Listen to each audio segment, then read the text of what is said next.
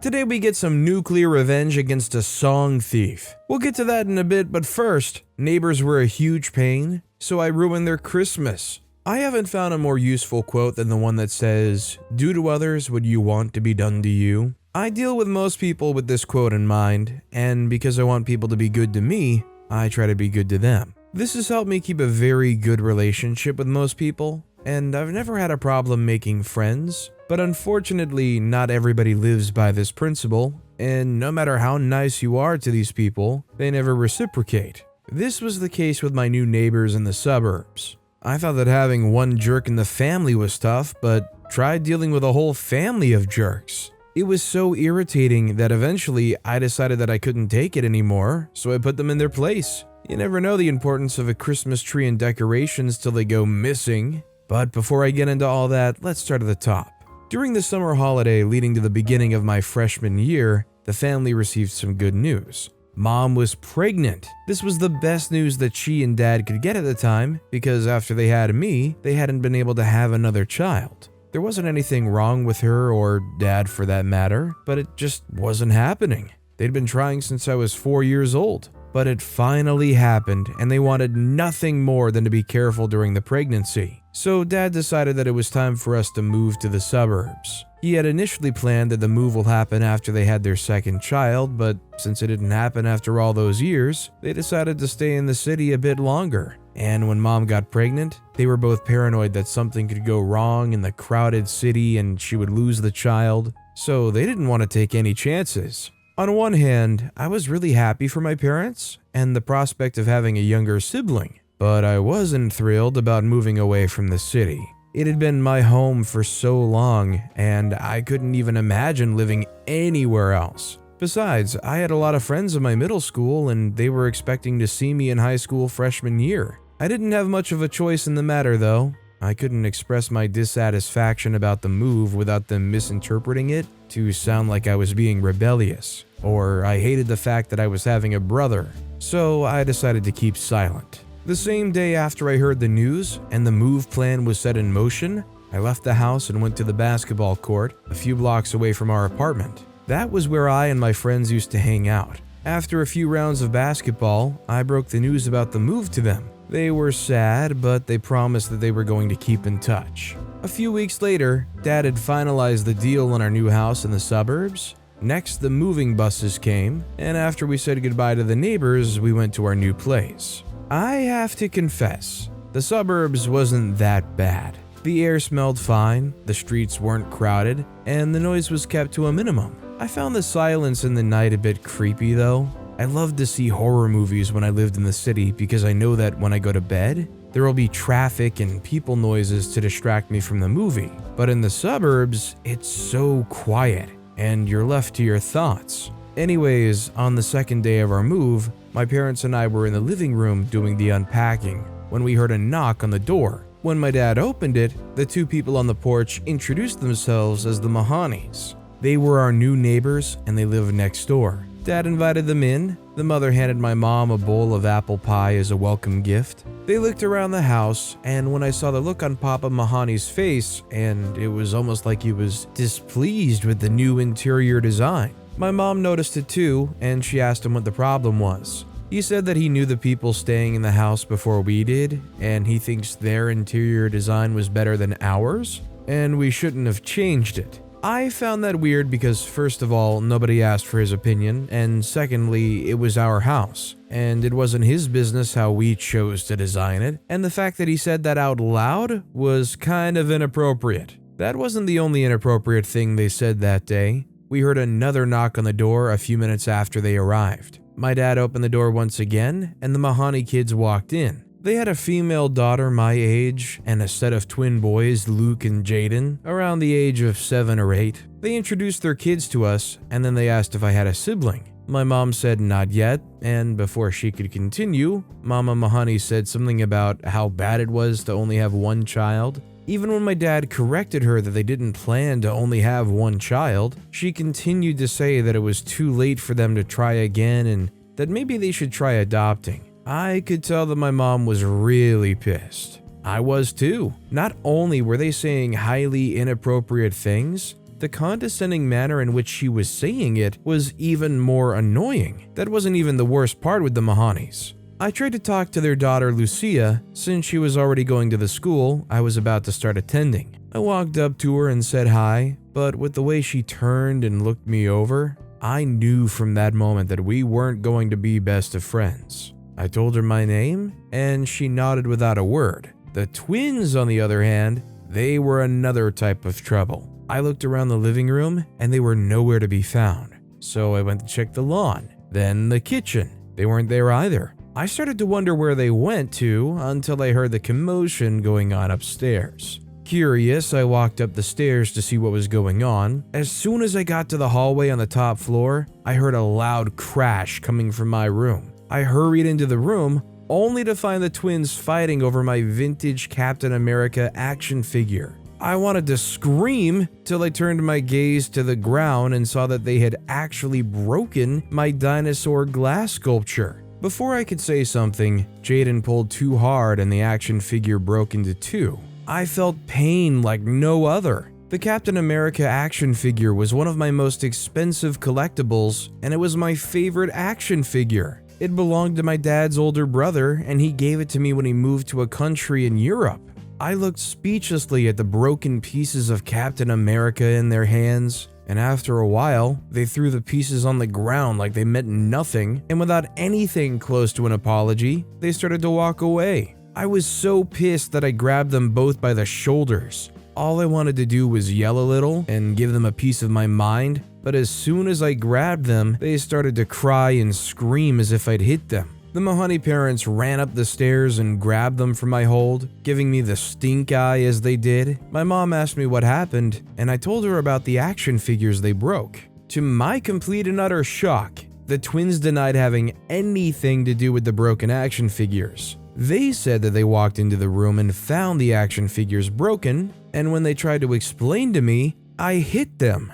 What? I tried to convince the Mahoney parents that the twins were lying, but that didn't happen. They turned to my parents and told them to get me under control. Then they left our house, bringing our very first meeting to an awkward end. Over the next few weeks, we had more altercations with the Mahoneys than I care to count. It was always the little things, like how my dad's lawnmower was disturbing their Saturday rest, or how I make so much noise with my stereo in the afternoons. Note that I keep the speaker volume to the lowest setting every time, because I don't like loud music. It didn't get any better when I resumed school. I was alone and without friends for the first few days, and even though Lucia and I were neighbors, she pretended to not know who I was, and she avoided me like the plague. I didn't need her help though. I made all the friends I needed a few weeks later. I had joined the basketball team, and because I was a strong center, the guys on the team liked me. When Lucia saw that I started to gain popularity in the school, she started being nice to me. She would never hang out with me outside school, but in school she was all over me. I guess her main goal was to become popular by being seen hanging out with somebody who already was. This was so irritating to me, and one day in the hallway she tried to kiss me. I decided then that I couldn't take it anymore. I pushed her backwards and told her to stay away from me. Now I know this might have been a bit harsh, but I had unknowingly humiliated her. But in my defense, she was really frustrating, so she had it coming. Anyways, after that day, I didn't hear from Lucia for a while, but that didn't last long. A few weeks before the Christmas holidays, Lucia told her friends that her parents caught me peeking out my window and into hers. And like a little ember in the dry savannah, the rumor that I was a pervert spread like wildfire. Everybody, except my friends on the basketball team, made fun of me. Nobody believed me when I told them that she was lying. I guess everyone likes a good story more than the truth. I never thought Lucia could be more annoying than when she was hanging around me, but surprisingly, she leveled up. I told my parents about what had happened during the weekend, and my dad rose from his seat and angrily marched to the Mahoney residence. My mom and I quickly followed behind. When they opened the door, my dad gave them a piece of his mind, and without even waiting to hear what he was talking about, Mama Mahoney started to yell back saying that she was gonna call the police if we didn't get off her front lawn. Eventually, we had to leave.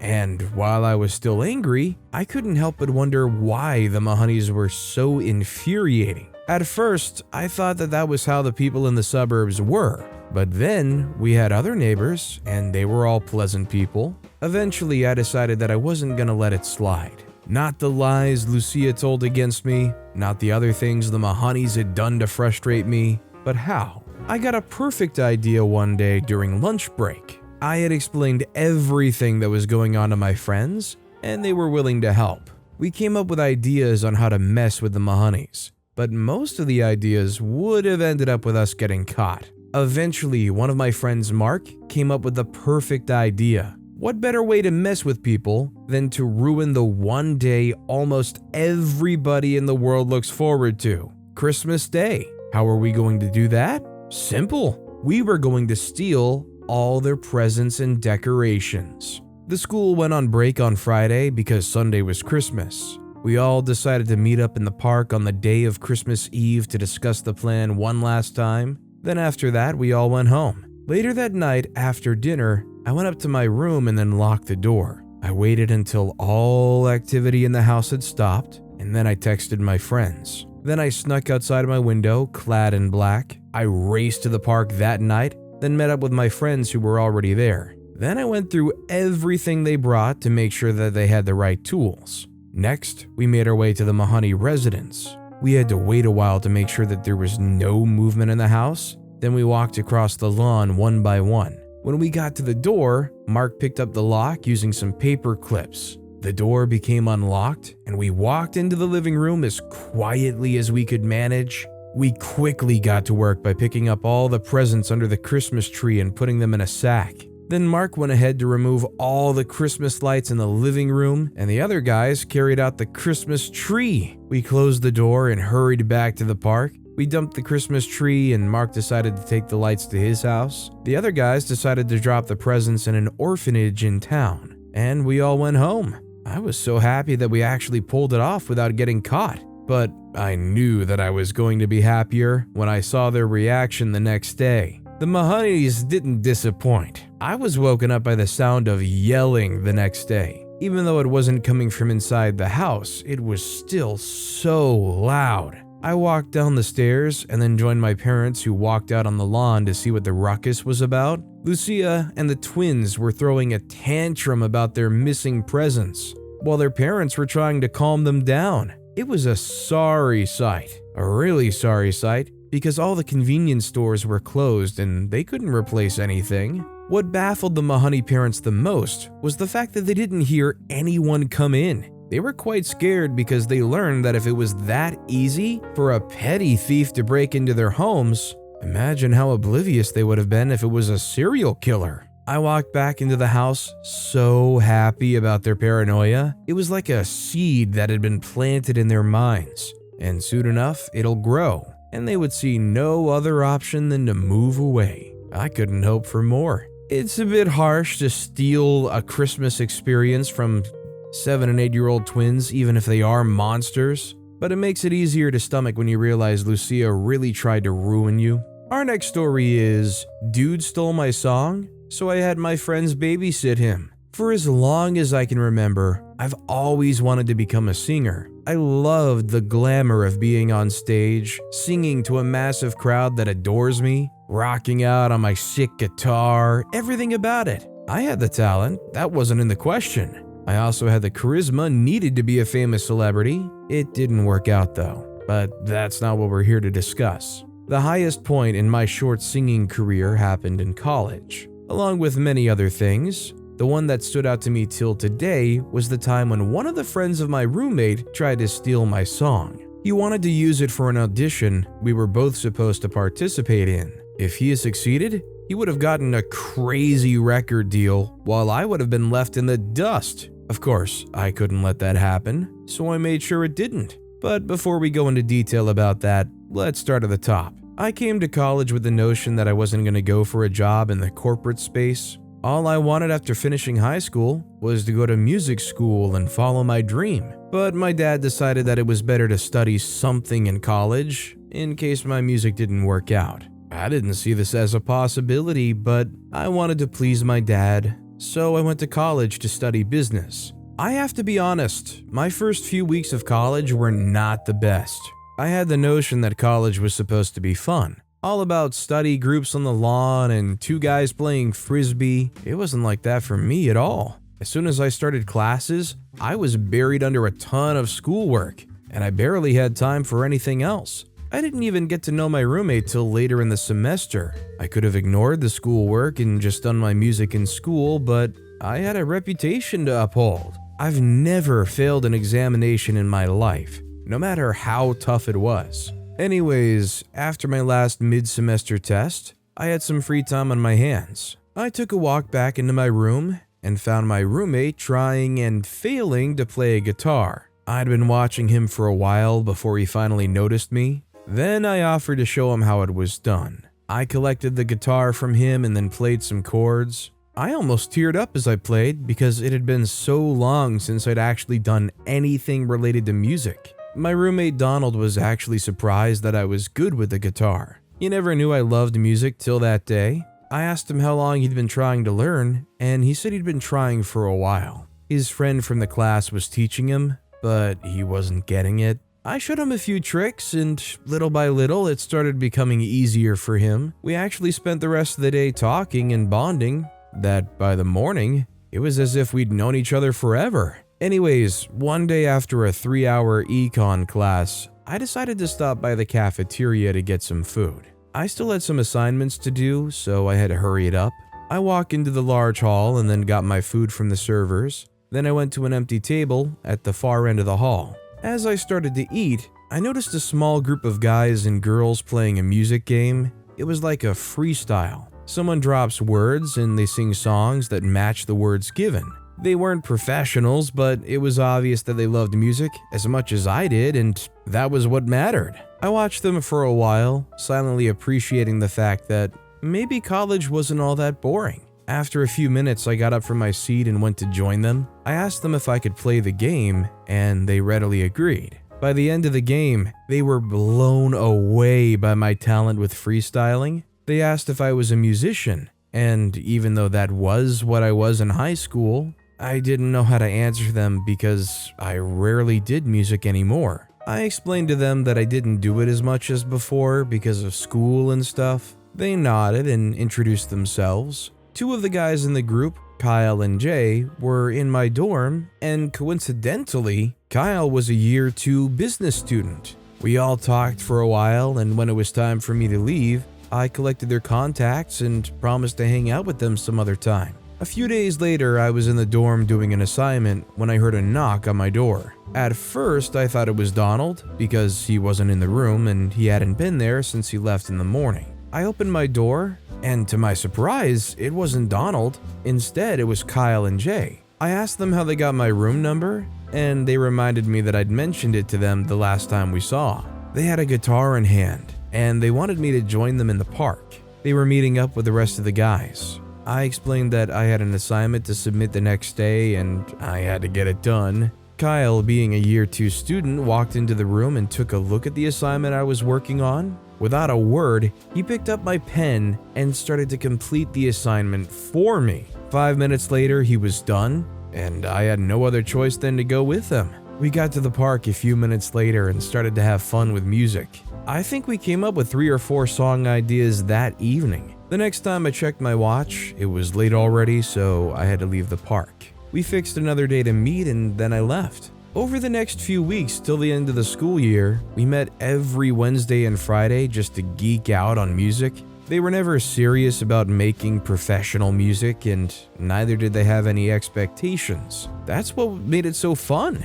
After the long summer holiday, I resumed college, ready to continue the Wednesday and Friday routine. But the guys weren't back to school yet. They all went for a group vacation somewhere in Africa, and they weren't going to be back till the next week. Kyle had actually invited me for the trip, but I'd already promised my dad that I was going to come home for the holidays. Donald wasn't back to school either, so it was just me for the first week. I used that time to get ahead on my courses for the new semester. On Friday that week, Donald resumed school. We talked for a few hours and he told me all about his summer holiday. He went to a beach house with his friend, and there, They spent the weekends partying. He told me his friend, who was also a talented singer, was coming over the next day and he was going to introduce me. I said, sure, okay. I got back from class the day after, and Donald was already there with his friend. I took one glance at Donald's friend, and I received the shock of my life. Donald's friend was none other than Ricky, my high school nemesis. Ricky was not a student at my high school. He was a student of another school and the leader of their glee club. I was also the leader of mine, and we had to go head-to-head in the interstate singing competition every year. Of course, I've always been better than him, but still, he always came second. Ricky and I would have had a healthy rivalry. Heck, we might have even been friends, but he never knew how to take a loss. During sophomore year, after the competition had been won, Ricky openly attacked me in the building's garage. The fight got so heated that it took more than one teacher to separate us. The next year, he tried to sabotage our presentation by pulling the fire alarm when it was time for us to perform. He expected that it was going to throw us off our game, but it didn't. We won again. I stood at the room's threshold for what seemed like hours, looking at Ricky. He was also surprised to see me too. After a few moments of awkward silence, Donald asked if everything was okay. I said yes, and then I explained that Rick and I were acquainted. Before I could continue, Rick rose from his seat and explained to Donald that he and I were rivals from different high schools. Then he turned to me and apologized for his behavior in the past. He explained that he was overly competitive and he hated losing, and that made him crazy sometimes. Then he extended a hand to me and told us to start over. I shrugged, took his hand, and said, sure. I wasn't really taking his word for it. In my experience, people don't change. They tend to repeat the same mistakes if they were put in the same situation all over again. I only decided to bury the hatchet because of Donald, but I wasn't going to start trusting him just like that. Ricky started to hang out in the room more often, and because he and Donald were course mates, they did everything together. Whenever he comes around like that, I usually find an excuse to leave the room, but one Wednesday when he came over, I was getting ready for the park. He looked disappointed to see me leave, and then he asked where I was going to. I told him about my group of friends and how we meet in the park for a fun time with music. Biggest mistake I could have made. He said that it sounds like fun and asked if he and Donald could tag along. I said okay. Another big mistake. I texted Kyle to let him know I was coming with friends. Then we took a walk in the park. We met up with Kyle and the gang, and then we settled down to our game. I have to confess that the session was more fun with Rick around. It was nice that there was someone else besides me who was a pro in music. It was cool. After that day, Rick started to hang with us in the park more often. Even I was already starting to like him, but that didn't last long. On Tuesday evening, I was in the dorm finishing up an assignment. Donald and Ricky were also around. They were playing a video game. A few moments later, we heard a knock on the door. Donald went to open it and Kyle walked in excitedly. He had a flyer in hand and he slapped it on my book. I looked at the flyer and noticed that it was a singing competition. The audition started in a few weeks and every person had to audition with an original song of theirs. There was a cash prize and a record deal in store for the winner. I hadn't been that excited in a long time. And when Donald and Rick asked what was going on, we told them about the competition. Probably the biggest of all of my mistakes. Rick quickly said that he was also interested in the competition, and I replied saying, may the best man win. The next few days, I spent my time writing a killer song. I didn't want to use a song or a freestyle I'd already written. I wanted something new, and I got it. The next Wednesday, Kyle and the guys were so excited to hear my new song that they begged me for over 30 minutes. I wasn't comfortable playing and singing the song while Rick was there because, as my rival in high school and the competition, who knew what he had under his sleeve? My friends didn't take no for an answer, so eventually I had to sing the song. As I sang, I stole glances at Rick to gauge his reaction, and with one look at him, I knew I was right not to trust him. Even though he tried to mask it, I knew he was jealous. I ended the song, and even though the guy said that the song was fire and I was surely going to win the competition, I felt uneasy. I just knew that Rick was going to try something crazy to sabotage me. I was so right. A few days later, I went to the cafeteria to get some food, and to my surprise, I heard someone playing a song that sounds eerily familiar. It took me a few moments of listening, but eventually it dawned on me that it sounded familiar because it was my song. Well, a remixed version. Rick had made some small changes to the melody and lyrics, but it was still the same song. I walked over to where Rick was seated and confronted him about the song, but he denied stealing my song. He said he wrote the lyrics earlier and he didn't copy mine. From the glint in his eyes as he spoke, I knew that even he didn't believe what he was saying. That was when I understood the game he was playing. He knew that with my killer song, he didn't stand a chance in the competition, so he was also going to sing another version of my song, which would confuse the judges, and since they won't be able to figure out who exactly owns the song, they won't pick either of us for the next round. Frustrated, I called Kyle and the gang and we met up in the park. I told them what was going on, and while they were pissed, they were equally apologetic because they made me play my song in front of Rick. I told them that it was fine, and all I needed at the time was to find a way to stop Rick, since I couldn't write a new song with the rest of the days left. One of the guys in the group, Joe, raised the suggestion that we should literally stop him from attending the competition. After a few moments of refining the plan, it was decided.